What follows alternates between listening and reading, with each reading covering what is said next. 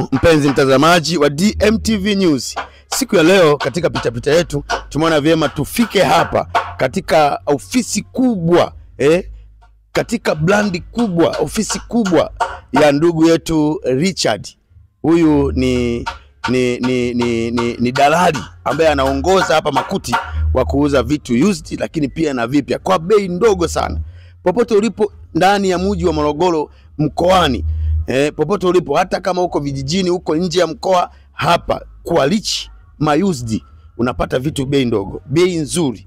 Angalia kama unavyoona hapa, hii ni kabati. Hii kabati unaweza kuipata kwa bei nzuri, bei ndogo. Kama unavyoona hapa kuna vitu vingi. Tumepita hapa ni kwa Richard anayefanya vitu vizuri, unapata kwa bei ndogo sana. Huku kuna mafundi ambao wanaendelea na ukarabati, wanatengeneza vitanda. Hebu njoo tuwaonyeshe. Mafundi, habari? Safi, kwema vipi? Salama tu. Mambo yanaendaje? Tunamshukuru Mungu. Naona mambo yanaendelea vizuri hapa. Kazi zinaendelea vizuri, tunamshukuru Mungu, kumekucha na biashara inaendelea. I say safi sana. Hivi tunavyoviona hivi vitanda vyote na hivi vinatengenezwa hapa? Vyote kuna used na kuna ambavyo vinatengenezwa hapa pia. Okay, hizi used mnazipataje? Used inapatikana kwa watu, labda mtu ana kitu chake anataka kubadilisha atengeneze kingine, au anataka kuuza anunue bidhaa nyingine, sisi tunauza na sisi. Naam, mpenzi mtazamaji, nafikiri umesikia. Hapa ukiwa una biashara yako pia unataka iuzwe, hata kama ni gari, masofa, redio, sabufa, TV, unaleta, wananunua na wao wanauza kwa bei nafuu zaidi.